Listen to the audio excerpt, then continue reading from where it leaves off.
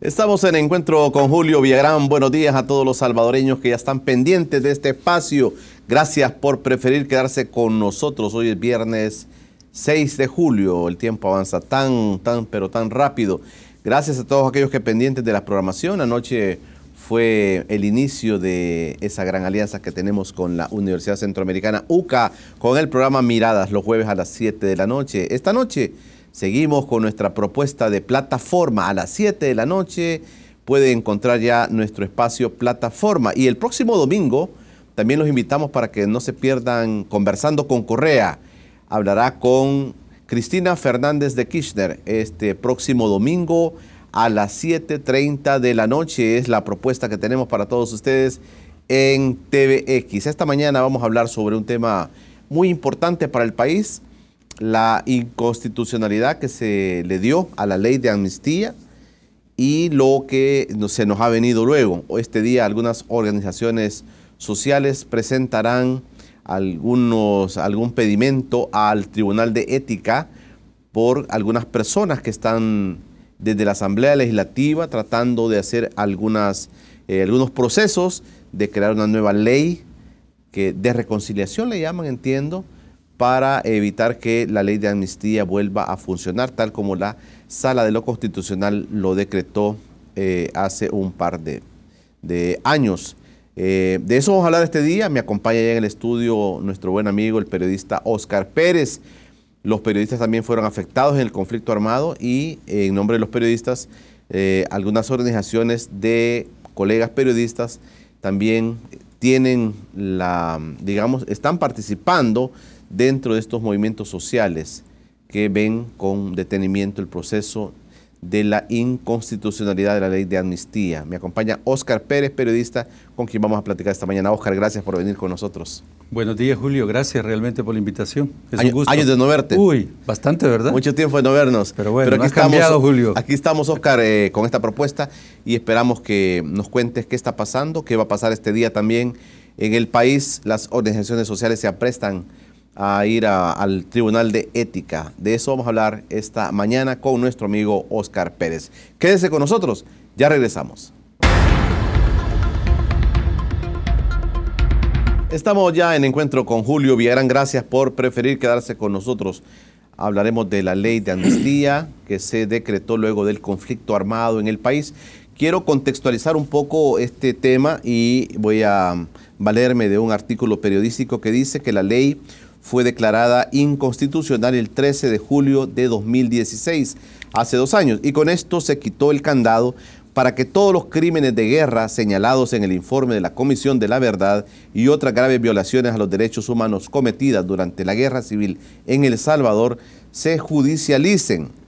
Entre los crímenes que han sido abiertos o reabiertos se encuentra el asesinato del beato Oscar Romero en 1980, la masacre de los sacerdotes jesuitas y colaboradoras en el 89, la masacre del Mozote en el 81, la masacre de Las Hojas en 1983, el asesinato del presidente de lista Rodolfo Viera y 2 ciudadanos norteamericanos que asesoraban sobre una reforma agraria, el asesinato del expresidente de la Corte Suprema de Justicia, Mauricio José Guerrero, entre otros, y también la de 4 periodistas holandeses que fueron asesinados también en el país. De eso vamos a hablar esta mañana. Óscar, ¿cuál es el contexto luego de que se declara inconstitucional la ley de amnistía? Es decir, se dice, tras esa ley de amnistía que se da luego de los acuerdos de paz, que deja impune, digamos, a los asesinatos de muchas personas, luego viene la sala y declara inconstitucional esa ley. ¿Qué ha pasado luego de eso? Bueno, quizás aquí hay que señalar, quizás, Julio, 2 hechos como muy importantes que se dan a raíz de la sentencia que dio la sala sobre la ley de amnistía, ¿no? Primero, digamos, son fundamentalmente las 2 audiencias que convocó la misma sala y que son audiencias de seguimiento de esta sentencia como tal. La primera audiencia de seguimiento se dio allá por el 20 de julio del año 17, ¿verdad? Y la segunda acaba de terminar, acaba de finalizar, que duró 3 días, 3 sesiones precisamente, y se realizó y inició más bien el 20 de julio de este año. De junio, digamos, ¿no? Hace 15 días quizás, o menos de 15 días. ¿Qué significan estas audiencias de seguimiento? Fundamentalmente, la sentencia dictamina una serie de cosas que se tienen que cumplir por ciertas instituciones del Estado para hacer cumplir la sentencia que el máximo órgano manda como tal, ¿no? En la audiencia de seguimiento se convocó precisamente a la Asamblea Legislativa, porque le mandató cosas a la Asamblea Legislativa, que sería la asamblea anterior, ¿verdad? Ahora también, pero esta nueva ciertamente asume todo lo bueno y lo malo del anterior también, ¿verdad? O por lo menos lo que quedó pendiente de lo anterior. También convoca a la Presidencia de la República, porque tiene que ver con presupuestos, tiene que ver con un conjunto de decisiones y de propuestas de ley inclusive que tiene que mandar. Convoca al Ministerio de Hacienda, convoca también al Ministerio de Defensa y convoca también a la Fiscalía. E igual asiste la Procuraduría de los Derechos Humanos como tal. Lo interesante es que durante la primera audiencia, que se dio en el 17, fue claro que no hubo ningún cumplimiento de esa sentencia de la Sala de lo Constitucional, ¿no? Entonces, ahí se quedó en deuda por parte de las instancias del Estado en el cumplimiento de esta sentencia, que es muy importante. En esta segunda audiencia, asistieron estas instancias que te comenté, y entonces, ¿qué se puede sacar de tres sesiones de la audiencia? En primer lugar, se puede registrar de que poco o nada se ha realizado por las instituciones que les corresponde precisamente cumplir esta sentencia. Aquí yo creo que hay que señalar una cosa, ¿no? Desde la Asamblea Legislativa, muchos diputados y diputadas hablan de que se deben de cumplir todas las sentencias a cabalidad que saca la Sala de lo Constitucional, pero resulta que el informe que dio la Asamblea Legislativa aquí, en esta segunda audiencia de seguimiento, fue decir que casi no han hecho nada. En concreto dijeron que no han avanzado con los compromisos que la Sala de lo Constitucional le mandató a la Asamblea Legislativa. ¿Qué le mandata a la Asamblea Legislativa, Oscar? Bueno, mira, son varias cosas las que le mandata y voy a hacer uso de... Porque está siendo como la protagonista en este momento el tema de la Asamblea Legislativa. Exactamente, y por eso voy a comentar después la actividad que vamos a desarrollar dentro de un par de horas, ¿no? Bueno, dentro de las cosas que le mandata la Sala de lo Constitucional a la Asamblea es que debe regular los medios para garantizar el acceso a la información pública. Solo voy a leer como los titulares.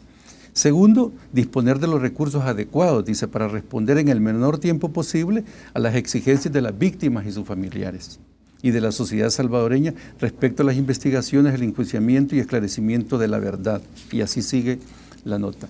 La tercera cosa que le mandata la Sala a la Asamblea es considerar las medidas de reparación integral a las víctimas que fueran necesarias para garantizar su satisfacción, compensación y reivindicación. Y aquí le dice que debe tomar en cuenta los parámetros de esta sentencia y los estándares de la justicia transicional desarrollados fundamentalmente en la jurisprudencia que ya existe. Y hace mención de la Corte Interamericana. Pero también, digamos, ¿verdad?, le mandata precisamente que empiece a legislar sobre todo esto. A raíz de eso, la Presidencia informa que se ha constituido una comisión ad hoc precisamente para trabajar. Habla de Norman Quijano, el presidente de la nueva Asamblea. De la Asamblea Legislativa. Hay que decir que la Asamblea anterior, en la primera audiencia, llegó a informar que no habían hecho nada. Correcto. En esta segunda audiencia... Que ya teníamos a los nuevos diputados. Y estamos hablando del 20 de junio, ¿verdad?, de este año, llegaron a informar que tampoco se había hecho mayor cosa. No había hecho mayor avance en el cumplimiento de esta sentencia. Y solamente se llegó a informar sobre la conformación de una comisión ad hoc que iba a estudiar precisamente una propuesta de ley nacional de reconciliación. Y habló de los integrantes de esta comisión como tal, ¿no? Entonces nuestra actividad de hoy precisamente responde a eso que la Asamblea llegó a anunciar como gran progreso frente a la Sala de lo Constitucional. Pero ¿cómo se puede entender entonces, Oscar, la actitud de la Asamblea Legislativa al moverse muy poco, digamos, en lo que la Sala Constitucional está mandatando. Es decir, no me interesa el tema. Pueden salir aquellos de decir, mire, esto ya pasó, volvemos a abrir heridas, y la Asamblea toma una actitud de esa naturaleza, tomando en cuenta que la Asamblea está muy derechizada hoy y que hay algunas personas que también son señaladas dentro de los informes de la Comisión de la Verdad que aparecen en este tema de la ley de amnistía. ¿Es esa la actitud de la Asamblea o cuál es la actitud de la Asamblea, Óscar? Mira, la actitud que nosotros registramos, ¿verdad? Y estoy hablando desde las diferentes organizaciones que aglutinan víctimas del conflicto y de organizaciones defensoras de los derechos humanos y que llevamos casos ante la justicia, como el caso de los periodistas holandeses, como ya lo mencionaste. El registro que nosotros hacemos de las actitudes, de las acciones de la Asamblea Legislativa es de poco interés. No le interesa este tema. Y el asunto es que no le interesa lo que las víctimas están demandando, ¿sí? Porque si la actitud fuera otra, el registro ciertamente fuera otro, pero el registro que nosotros hacemos es que la Asamblea ha llegado a 2 audiencias de seguimiento ante la Sala de lo Constitucional a decir que no ha hecho nada.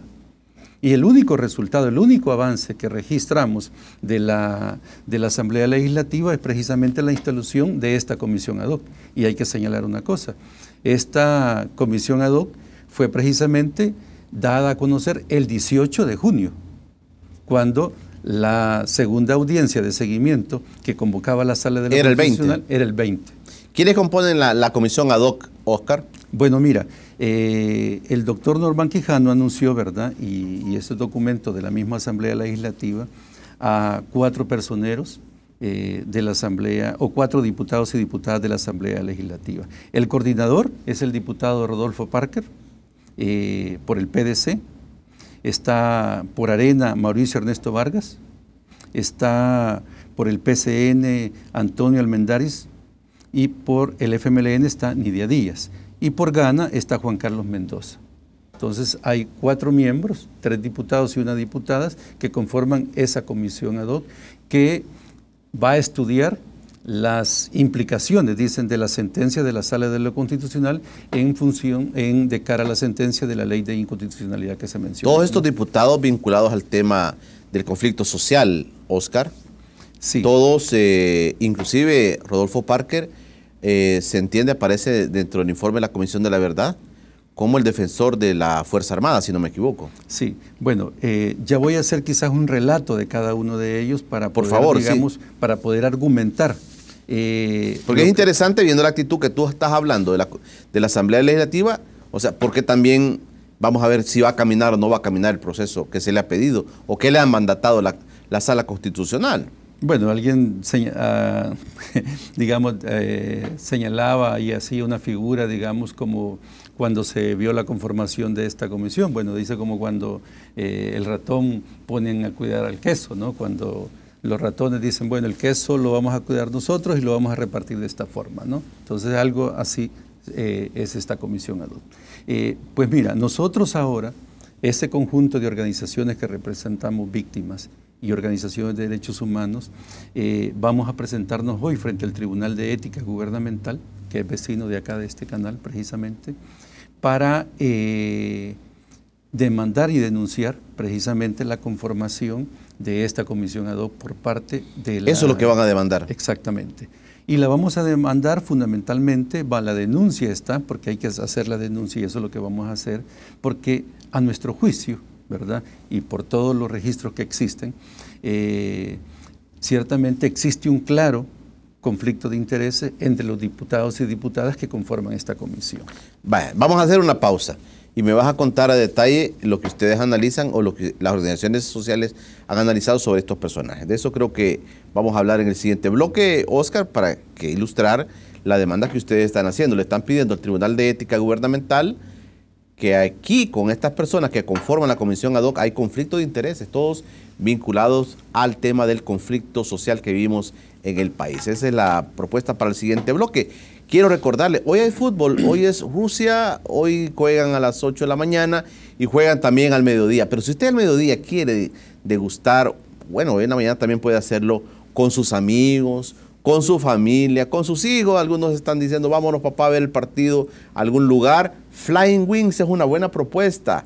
Alitas de pollo con la variedad de salsas, un ambiente familiar, pantallas gigantes para que pueda disfrutar de los partidos del fútbol. Flying Wings, ¿dónde lo va a encontrar Flying Wings? En Multiplaza y también en Metrocentro Santa Ana. Ahí estamos con Flying Wings. Esa es la propuesta que teníamos para ustedes para que pueda almorzar rico con sus amigos, inclusive con sus compañeros de trabajo. Una buena oportunidad para poder disfrutar del Mundial en este día. Ya regresamos.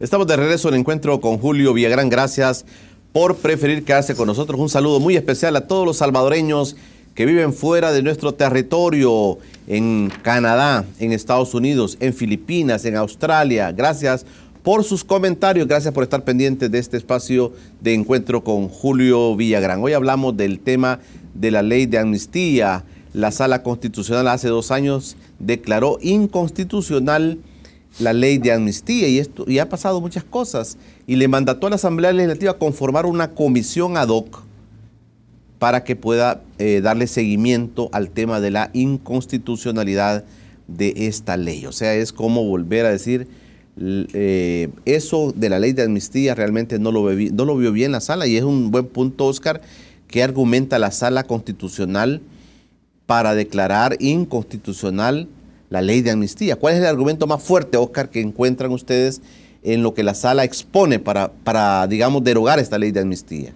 Bueno, fundamentalmente buscar la verdad, ¿verdad?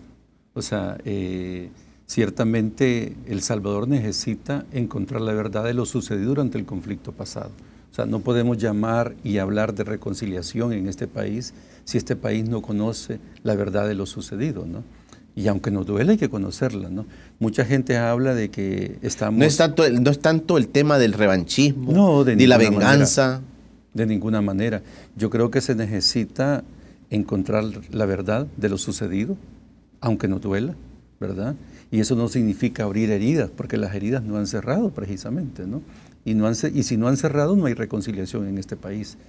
Necesitamos conocer la verdad de lo sucedido, que los que cometieron esos crímenes horrendos, crímenes de guerra, crímenes de lesa humanidad, puedan pedir perdón a ellos. Y fundamentalmente, que ese perdón también nos lleve a decir, miren, esto no se va a volver a repetir, ¿sí? Porque el peligro que se corre al no reconocer la verdad, al no pedir perdón, es que precisamente esto se puede repetir porque crees que lo hiciste bien, Julito. Y esto de un lado y de otro, Oscar. Exactamente. La ley de amnistía, ¿verdad? O la resolución de la Sala de lo Constitucional habla precisamente de los dos bandos que estuvieron durante el conflicto como tal, ¿verdad? Habla de la Fuerza Armada, habla del gobierno como tal y habla del FMLN. De eso estamos, eso es lo importante. Y sobre todo, fíjate, hay un hecho que yo creo que no hay que olvidar. Las víctimas de todo esto, ¿no? Hay necesidad de reparar, de ayudar, ¿verdad?, a que las víctimas precisamente encuentren esa paz, ¿no? Hay muchas familiares, hay muchas familias que precisamente necesitan y buscan encontrar la verdad, necesitan ese perdón y necesitan reparaciones de todo tipo como tal. Fíjate, Oscar, que analizando y leyendo un poquito sobre este tema, a veces uno no cae en cuenta sobre tantas noticias que se dan en el país, la gente no cae en cuenta, pero esto implica reabrir el caso del Mozote. Esto implica reabrir el caso de los jesuitas. Esto implica reabrir el caso de Romero, que son casos emblemáticos en este país y que tienen todavía a este momento de la historia nuestra, todavía tienen en un conflicto ideológico a muchas personas. Sí, como también, ¿verdad?, para el caso nuestro, y lo quiero comentar porque es uno de los casos que también seguimos y conocemos diariamente, es el caso de los 4 periodistas holandeses, ¿no? Nosotros, como periodistas, como salvadoreños y salvadoreñas, conocemos el caso que sucedió el 17 de marzo del 82 en Santa Rita, Chalatenango, que fue una emboscada que le hicieron 25 miembros de una patrulla del batallón Atonal por orden del comandante de la 4ª Brigada de Infantería allí del Paraíso, y fueron asesinados 4 periodistas, junto con ellos 4 guerrilleros que los escoltaban, porque ellos iban precisamente a terminar un documental que estaban trabajando para mandarlo para Holanda sobre la situación que vivía la población en las zonas bajo conflicto, en el caso de El Salvador, en Chalatenango, ¿no? Y además iban a entrevistar a dirigentes del FMLN de esa zona como tal.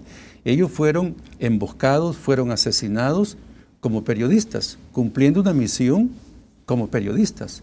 Eran 4 holandeses, mucho más altos que nosotros, un poco más chelitos que nosotros, con tremendas cámaras que se usaban en ese momento, con tremendas grabadoras, y no me digan que fueron confundidos por guerrilleros, ¿verdad? Fueron asesinados en el cumplimiento de su misión. Lo que quiero decir con esto, Julio, es que nosotros conocemos ese drama que se dio, ¿verdad? Porque afectó ciertamente todo lo que significaba la libertad de prensa y la libertad de expresión, pero no conocemos el drama que vivieron esas 4 y siguen viviendo esas 4 familias allá en Holanda, ¿no? ¿Usted está en contacto con ellos? Nosotros estamos en contacto con la mayoría de las 4 familias de Holanda, ¿no? Y esto lo facilita ciertamente la Embajada del Reino de los Países Bajos, quien nos acompaña oficialmente en esta demanda de justicia que hacemos sobre el caso de los 4 periodistas holandeses. Lo que quiero decir es que así como hay víctimas aquí en El Salvador, también están, por ejemplo, para este caso, esas 4 familias que han sido víctimas allá, están viviendo en Holanda. Y son 4 familias que durante 36 años han esperado justicia. Y eso que han demandado justicia de diferente forma. Pero la ley de amnistía ciertamente, ¿verdad?, era una barrera que detenía cualquier intento por encontrar la verdad, por hacer memoria, por buscar justicia en el caso de los 4 periodistas. Entonces, ese dolor existe. Esa verdad hay que encontrarla, ¿no? Y en este caso existe suficiente información, como los casos que existen en el informe de la Comisión de la Verdad, para poder encontrar y reconstruir esa verdad y poder decir, miren, esto es lo sucedido, estos son los culpables y estos son los que tienen que dar cuenta de esta emboscada y de este asesinato como tal. Entonces, esa es la realidad que nosotros estamos exponiendo, estamos colocando sobre la agenda pública. No estamos hablando de revanchismo, no estamos hablando de abrir heridas que supuestamente han cerrado. O de venganza también. O de venganza, ¿verdad? Yo creo que necesitamos darle vuelta a la página de nuestra historia, es cierto, pero hay que leerla primero, Julito. Algunas personas creerían en el país, no tengo duda, que a esto hay que pasar la página y hay que ver a un futuro el país de una manera diferente, Oscar. Pero tú no puedes construir un futuro, no puedes estar viviendo este presente si vos ciertamente no has podido analizar, estudiar, leer y saber lo sucedido en ese pasado muy reciente. Porque no estamos hablando de un pasado de hace 300 años, estamos hablando ¿de qué? De 25, 30, 35 años, ¿no? Entonces estamos hablando de un pasado muy cercano a nosotros que como salvadoreños y salvadoreñas sí es recomendable para poder construir con mayor libertad, con mayor esperanza nuestro futuro, poder leer precisamente este pasado como Entonces la Sala Constitucional le tira la pelota a la Asamblea y le dice, tiene estos mandatos, y entre uno de ellos está el crear una comisión que dé algún seguimiento, inclusive legal, legislativo, a este tema. Sí, para que cree la Ley Nacional de Reconciliación. Para que cree la Ley Nacional de Reconciliación. Entonces hay personajes que aparecen... O haga una propuesta en torno a eso, ¿verdad? Que haga una propuesta. Y aparece este personaje que son miembros de la comisión. Háblanos de la comisión ad hoc. ¿Quiénes la componen y cuál es su vínculo que tienen? Y porque ustedes están protestando este día precisamente... Viernes 6 de julio están protestando por esos miembros de esa comisión. Voy a leer parte de la demanda y de la denuncia que nosotros vamos a presentar hoy precisamente como una primicia para este canal y para este programa que estamos presentando ante el Tribunal de Ética Gubernamental. Nosotros estamos diciendo que hay 4 diputados, 3 diputados y una diputada, donde existe un claro conflicto de intereses y que por lo tanto no deben de conformar esta comisión. Y eso debe tomarlo en cuenta este tribunal y lo debe tomar en cuenta la Asamblea Legislativa. ¿Quiénes son estos 4 diputados? El primer diputado que nosotros estamos impugnando y denunciando es el diputado Rodolfo Antonio Parker. Él fue mencionado en el informe de la Comisión de la Verdad en el caso de los jesuitas, ¿sí? Y se le acusa a él y eso lo puede leer cualquiera en el informe de la Comisión de la Verdad, es por alteración de pruebas, dice. Existe plena prueba, dice el informe de la Comisión de la Verdad, que el licenciado Rodolfo Antonio Parker Soto, miembro de la Comisión de Honor, alteró declaraciones para ocultar las responsabilidades de los altos oficiales en el asesinato de los padres jesuitas y sus colaboradoras. Esa es la primera persona que conforma esa comisión ad hoc y que nosotros estamos denunciando que no debe ser parte de esta comisión, porque precisamente tiene conflicto de interés. ¿Y él la preside? Y él la preside. Okay. Él es el coordinador además. El segundo miembro que nosotros estamos denunciando que no debe de conformar esta comisión ad hoc es el diputado Antonio Almendaris, porque él fue mencionado en el informe también de la Comisión de la Verdad en el caso de la española García Arandigoyen, ¿sí?, que fue asesinada ya en 1993 en Santa Ana. Y la Comisión de la Verdad dice lo siguiente, que existe plena evidencia de que Begoña García Arandigoyen, que fue la doctora española, fue ejecutada extrajudicialmente en flagrante contravención del derecho internacional humanitario y del derecho internacional de los derechos humanos por unidades de la Segunda Brigada de Infantería bajo el mando del teniente Roberto Salvador Hernández García y el mando superior del teniente coronel del Ejército en ese momento, José Antonio Almendaris Rivas, ejecutivo de la Segunda Brigada. Es la segunda persona que nosotros estamos diciendo no debe participar, el diputado Antonio Almendaris.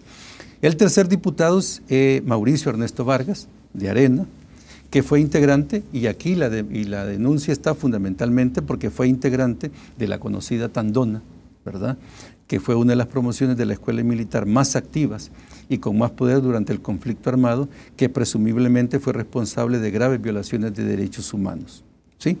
Además, hay un medio digital, lo reseñó, reseñó el hecho en que el general Vargas se presentó como testigo de descargo en Estados Unidos para impedir la extradición hacia España del coronel Inocente Montano, que es uno de los acusados en el caso de los jesuitas. Ciertamente no fue aceptado, ¿verdad? Porque dijo, fue parte del conflicto y por lo tanto, compadre, no me defiendas. La cuarta, que es la diputada Nidia Díaz, está en este caso, digamos, denunciada en que no puede ser partícipe también de esta comisión ad hoc, es porque fue comandante del PRTC. Y precisamente el PRTC, en el informe de la Comisión de la Verdad, que fue parte del FMLN, ¿verdad?, el PRTC, ha sido mencionada el PRTC como responsable del caso de la masacre de la Zona Rosa, ¿sí? Entonces, en ese sentido, la Comisión de la Verdad señala que hay plena prueba, dice que el PRTC, como el cuerpo que pertenece al comando ejecutor de la masacre, tiene responsabilidad derivada del hecho como tal. Por lo tanto, digamos, el haber sido parte de esta organización y esta organización, al estar señalada en el informe de la Comisión de la Verdad, nosotros planteamos y recomendamos que no debe estar y no debe ser parte de esta comisión ad hoc como tal, ¿no? Entonces, nosotros, bueno, más bien hay que señalar aquí otra cosa, ¿no? Entre las recomendaciones, fíjate, que la misma Comisión de la Verdad señaló es que se inhabilitaran, más bien señaló una inhabilitación pública de estas personas mencionadas en el informe mismo de la Comisión de la Verdad. La misma Comisión de la Verdad da recomendaciones sobre las personas que aparecen señaladas en el informe de la Comisión de la Verdad. Perfecto. Vamos a hacer una pausa, Oscar, y vamos a seguir hablando, por supuesto, de este tema. Este día las organizaciones sociales, algunas se van a presentar al Tribunal de Ética Gubernamental para evitar que estos diputados conformen una comisión ad hoc que está viendo el tema de la ley de reconciliación que se les ha pedido después de que la Sala Constitucional declarara inconstitucional la ley de amnistía. Esa es la propuesta para el próximo bloque. Ya regresamos. Ya estamos de regreso en Encuentro con Julio Villagrán. Gracias por preferir quedarse con nosotros. Recuerde, todos los días a las 8 de la noche, Noticiero Internacional completo. RT Noticias y TVX han hecho una alianza para que usted pueda estar informado de las noticias internacionales más importantes día a día. Todos los días de 8 a 9 de la noche, nuestro noticiero de RT Noticias, nuestro noticiero internacional. Y también este día les recordamos a las 7 de la noche, no se pierda nuestra nueva propuesta, Plataforma. Hablaremos sobre la ley del agua con el activista social Leonel Herrera. Él estará en este espacio de Plataforma esta noche a las 7 de la noche, es la invitación. Platicamos con Óscar Pérez, periodista, que nos está hablando sobre este tema de la ley de amnistía. Óscar, aparte de pedir a la Asamblea Legislativa, la Sala Constitucional, estas cosas que tú ya precisaste, ¿a quiénes otros ha demandado información o ha demandado actividad la Sala Constitucional, Óscar? Bueno, le ha demandado a la Fuerza Armada, al Ministerio de Defensa, ¿verdad? Le ha demandado a la Presidencia de la República y le han llamado también y demandado información a la Fiscalía General de la República, ¿no? Y también al Ministerio de Hacienda, fundamentalmente por el tema de los presupuestos y priorización de los presupuestos como tal. Veamos el tema de la Fiscalía. Bueno, en el caso de la Fiscalía, fíjate que la Sala de lo Constitucional en esta segunda audiencia convocó personalmente a cada uno de los jefes de esas instituciones. Y aquí hay que señalar, ¿verdad? El único que asistió en representación de la Fiscalía fue el fiscal. El resto, hablo de la Asamblea Legislativa, Ministerio de Defensa, Ministerio de Hacienda y Presidencia de la República, mandaron sus representantes legales. ¿Solo la Fiscalía mandó al titular? Solamente el fiscal se presentó y dio el informe. Y en este sentido, lo que nosotros registramos por parte de la Fiscalía es un interés en darle seguimiento al conjunto de investigaciones sobre los casos que se han presentado. Hay más de 160 casos presentados ante la Fiscalía. 160 casos. Más de 160 casos presentados ante la Fiscalía General. Déjame insistir en esto, Óscar, de ambos bandos. De ambos bandos, sí. ¿Verdad? Porque la gente a veces pregunta, mire, sí, están dándole relevancia a los casos de lo que mató la Fuerza Armada, pero no le dan relevancia a los casos que mató la guerrilla, por ejemplo. No, aquí hay casos donde se demanda a la Fuerza Armada, se demanda y al FMLN como tal, ¿no? A la Comandancia General del FMLN, del conflicto pasado. O sea que los más de 160 casos tiene que ver con el conflicto pasado y con los diferentes actores que participaron durante el conflicto como tal. 160 casos ya están en la Fiscalía. Sí. Lo que sí hay que señalar, y quedó claro en esta audiencia de seguimiento, es que la Fiscalía, y eso lo planteó el fiscal, no tiene los recursos suficientes para poder hacerle frente a esta demanda de búsqueda de la verdad y la justicia como tal, ¿no?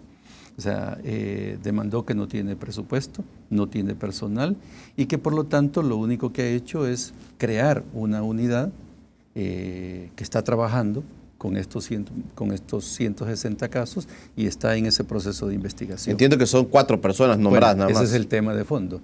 Solamente son 4 fiscales y 4 investigadores que son dados precisamente por la Policía Nacional Civil. Estamos hablando de 8 personas para atender más de 160 casos. Para darle seguimiento a 160 casos y hechos relevantes y hechos complejos, Óscar. Sí, exactamente, y que no ocurrieron ayer. Y que no ocurrieron ayer. En el caso de los periodistas ocurrió hace 36 años, ¿verdad? Hay casos que tienen más información, más investigación y otros casos que sí, ¿verdad?, necesitan una mayor labor de investigación para poder ir sistematizando todo esto. En ese sentido, nosotros sí registramos positivo el hecho de que existe esa unidad especial, que exista dentro de la unidad personas interesadas en hacer avanzar estos casos presentados, pero sí señalamos que existe muy poco recurso humano, muy poco recurso material para poder apoyar precisamente esa unidad como tal. En el caso de la Fuerza Armada, ¿cuál fue la actitud que ellos han tomado sobre lo que la Sala Constitucional les ha demandado, Óscar? De poca colaboración. La actitud y la respuesta de la Fuerza Armada ante la sentencia de la Sala fue de poca colaboración. Y la poca colaboración se debe fundamentalmente a que no han abierto los archivos. La gran excusa de ellos es que mucha de la información que se demanda para poder profundizar la investigación de los casos no existe, ha sido destruida durante el conflicto. Entonces, y solo hablan de que tienen cierta información. Y esa es la información que a cuentagotas es la que se va entregando cuando se demanda vía la Ley de Acceso a la Información. Pero sí, ¿verdad? Hay que señalar y hay que denunciar, ciertamente, la poca colaboración que existe por parte de la Fuerza Armada en este proceso de investigación que se lleva por parte de la Fiscalía y de las diferentes organizaciones de derechos humanos y de víctimas sobre los diferentes casos que están demandando justicia. ¿Se habrá perdido la información, Oscar? Bueno, eso es lo que dice el viceministro de Defensa que llegó a esta audiencia, ¿verdad? Mucha de esta información no existe, fue oral, ¿verdad?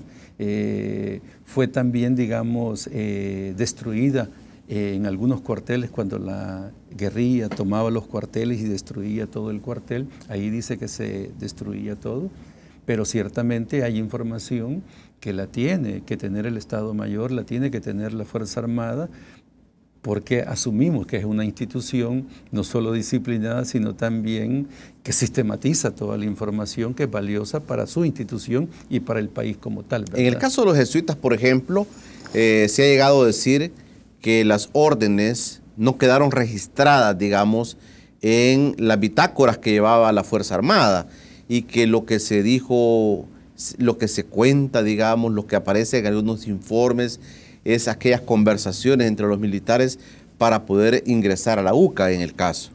Bueno, en la misma Comisión de la Verdad se señala que hubo destrucción de evidencias, hubo destrucción de información, alteraciones de información por diferentes personeros civiles y militares que estaban ahí en ese momento, ¿no? Y precisamente uno de los señalados, el coordinador de la comisión ad hoc, que es el doctor Parker, que está señalado en la Comisión de la Verdad, y ya lo leímos, ¿verdad? Precisamente por alterar información que tenía que ver con el caso del asesinato de los jesuitas.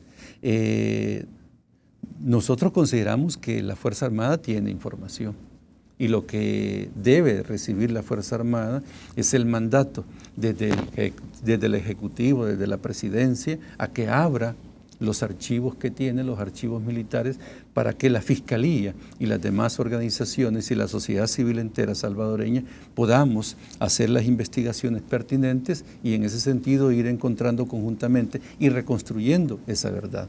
Porque si no existe la información en físico, ciertamente se puede reconstruir esa información. Y para esa reconstrucción existe cero colaboración por parte de la Fuerza Armada como tal. El caso de los mozotes es otro caso relevante, el caso del que fueron mozote, cientos de personas. Hay un conjunto de masacres que se señalan en el informe de la Comisión de la Verdad, donde la Fuerza Armada señala que no tiene información. Y fíjate, durante la audiencia, el viceministro llegó a informar de cómo ellos hacían los grandes operativos militares, por ejemplo, ¿no? Y llevó un mapa relacionado con el departamento de Cabañas. Y dice, bueno, miren, este es el mejor ejemplo del por qué nosotros como Fuerza Armada no tenemos información sobre hechos sucedidos durante el conflicto. Y señaló, ¿verdad?, un mapa donde tenía un plástico y sobre el plástico con un plumón decían, estas son las posiciones nuestras, esas son las posiciones del adversario, aquí vamos a tocar, aquí vamos... ¿Me explico? Eso parece sacado de una película, ¿no? ¿Cómo es posible que operativos militares de 5.000 hombres, donde intervenían 3.000, 5.000 hombres, muchos helicópteros, muchos aviones, había mucho para trasladar a estas personas, habían involucradas en todo eso, había alimentación para estos 3 o 5.000 hombres? ¿Cómo es posible que no exista ningún registro sobre esos operativos militares? Yo creo simplemente que se está escondiendo información, ¿verdad?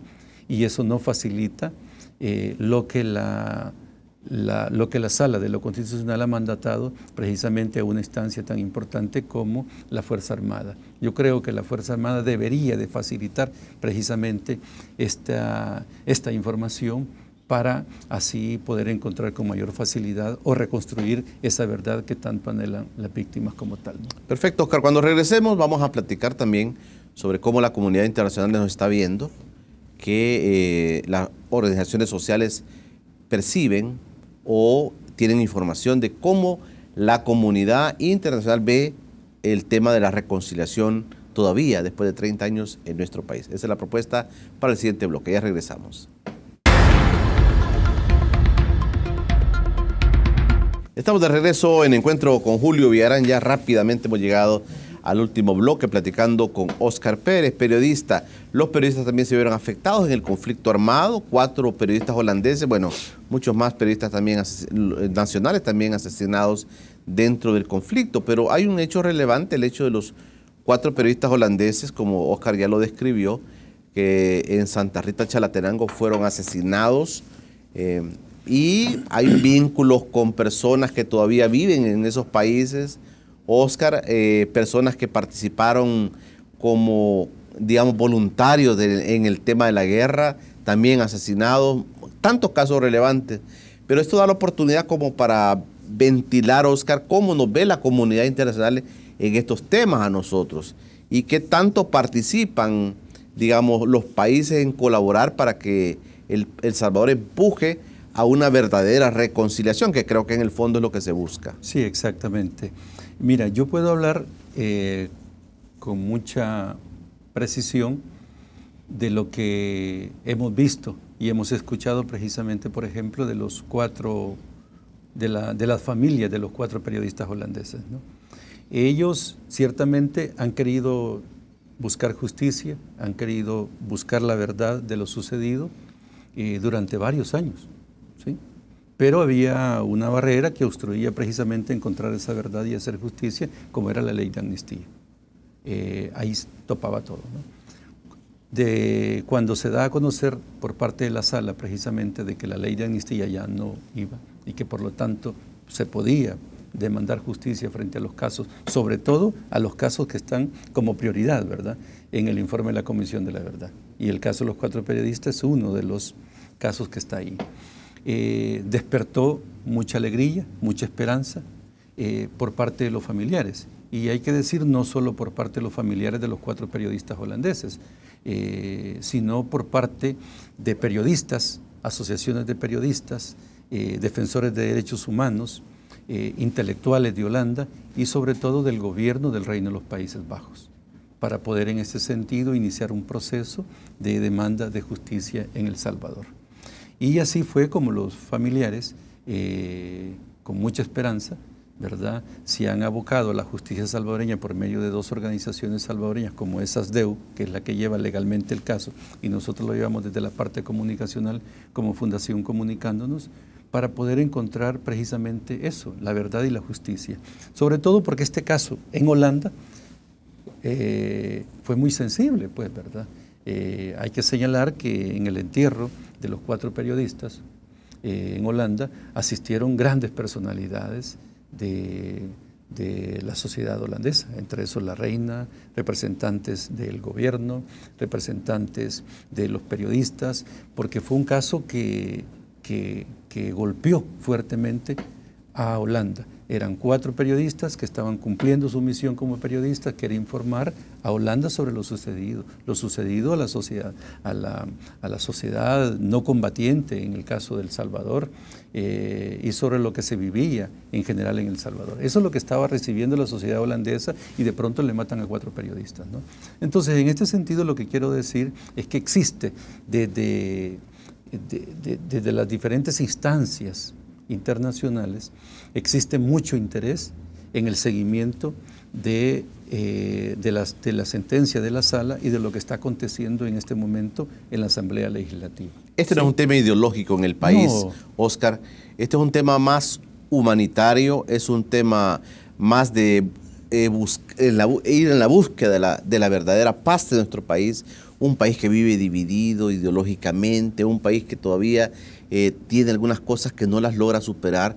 ¿Esto no lo ven ustedes como una cosa que puede hacer más profundas esas divisiones ideológicas que vivimos en el país, Óscar? No, más bien son acciones que le van a ayudar a este país a vivir en paz, ¿verdad?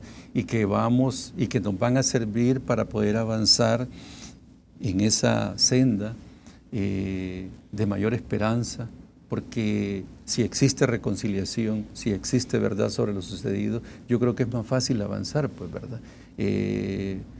Aquí no existe revanchismo, como lo ha señalado varias veces Julio. No existe, no se busca revancha. Lo que se busca es encontrar la verdad y los que cometieron estos crímenes que digan, miren, perdónennos, ¿verdad? Esto fue una locura, lo hicimos así, pero no lo vamos a volver a hacer, porque existe el peligro de repetición.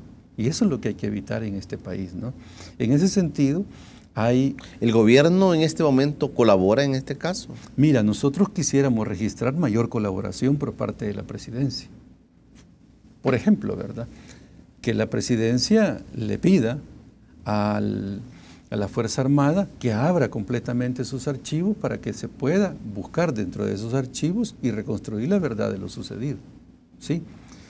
Por ejemplo, que existe una mayor priorización dentro del presupuesto nacional para atender a las víctimas, que es lo que demanda también la sala, ¿no? O sea, a nosotros nos gustaría registrar mayor interés y mayor participación y que fueran mucho más activos de cara al cumplimiento de la sentencia de la sala, ¿no?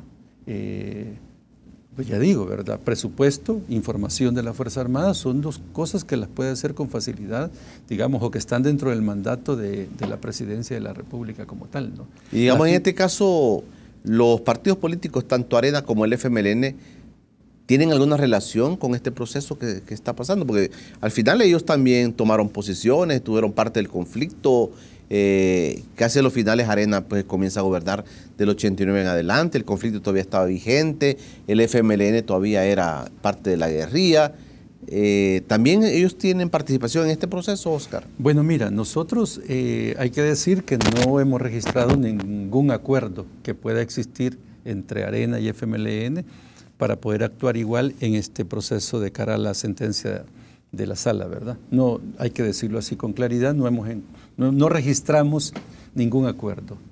Sí nosotros registramos, ¿verdad?, por parte, por ejemplo, de Nidia Díaz, que es una de las miembros de la comisión ad hoc, es la única diputada que sí se ha manifestado públicamente en que se necesita encontrar la verdad sobre los casos demandados ante la justicia. Entonces ahí hay un registro positivo por parte de la diputada Nidia Díaz del FMLN de cara a decir con libertad y públicamente en que abramos todos los senderos posibles para encontrar la verdad sobre los casos demandados. Ese es a nuestro juicio y dentro de nuestro registro un elemento positivo, ¿verdad? Y hay que destacarlo. Por parte de los otros 3 personeros, en este caso Parker, Almendaris y el general Vargas, perdón, no registramos ningún interés en atender la demanda de la sala, ni mucho menos de las víctimas, ¿no? Para ellos esto puede frenar mucho el proceso. Para ellos es borrón y cuenta nueva. Pero yo sí creo que la Asamblea Legislativa, los 3 partidos a los que pertenecen estos 3 señores que he mencionado, sí deben de estar atentos a lo que dice la comunidad internacional. Yo creo que es muy importante. Por ejemplo, hay un acompañamiento del Alto Comisionado de las Naciones Unidas de los Derechos Humanos sobre este proceso que está llevando la Fiscalía, sobre esta demanda de justicia. Hay permanente información por parte de nuestras organizaciones y comunicación con diferentes embajadas de Europa, sobre todo de Europa, ¿verdad?, sobre los casos que se han presentado ante la justicia salvadoreña. Y en ese caso, los diplomáticos y representantes de estos países están muy atentos e informando ante sus gobiernos sobre lo que está aconteciendo. Eso yo creo que debe tomarlo muy en cuenta la Asamblea Legislativa, debe tomarlo muy en cuenta el Estado salvadoreño, en que los ojos internacionales nuevamente siguen pendientes de lo que acontece en El Salvador sobre esta sentencia de inconstitucionalidad de la sala que ha dictado la sala. ¿Y la Procuraduría de Derechos Humanos del país está participando de esto? Participa la Procuraduría, ¿verdad? Y el informe que presentó en esta segunda audiencia fue muy importante, hizo un relato muy importante. Lo que sí nosotros demandamos de la Procuraduría es mayor presencia, una presencia mucho más activa, acompañando a las víctimas y a las diferentes organizaciones que estamos demandando justicia, ¿no? Oscar, queremos agradecerte que hayas venido con nosotros. El tiempo se nos acabó. Tal vez puedes reiterar la invitación para el país, pues, de lo que va a pasar este día, de lo que ustedes están presentando al Tribunal de Ética Gubernamental. Bueno, sí, Julio, nosotros nos estamos presentando y convocando también a la prensa para hoy, viernes 6 de julio a las 9 de la mañana, aquí en el Tribunal de Ética Gubernamental, precisamente para denunciar la creación de una comisión ad hoc por parte de la Asamblea Legislativa, digamos, porque existe un claro conflicto de intereses entre 4 miembros que conforman esa comisión como tal. Entonces, este conjunto de organizaciones que representamos a las víctimas y somos defensoras de derechos humanos, estamos haciendo esta denuncia y lo vamos a demandar también, digamos, y denunciar a nivel nacional y a nivel internacional, porque a nosotros nos parece que es un problema ético lo que está de por medio por parte de los diputados y diputadas que conforman esta comisión ad hoc, ¿no? Amigo, quiero agradecerte que hayas venido con nosotros. No, para mí es un gusto, Julio, de verdad. Y bueno, ojalá que nos veamos otro día. Perfecto. Gracias, Oscar Pérez, periodista, dándole seguimiento al tema de la inconstitucionalidad de la ley de amnistía. Esa ha sido la propuesta para este día. Un saludo muy especial para todos. Descansen. Fin de semana. El próximo lunes estaremos de nuevo con ustedes acá en Encuentro con Julio Villagrán. Pasen todos un feliz fin de semana.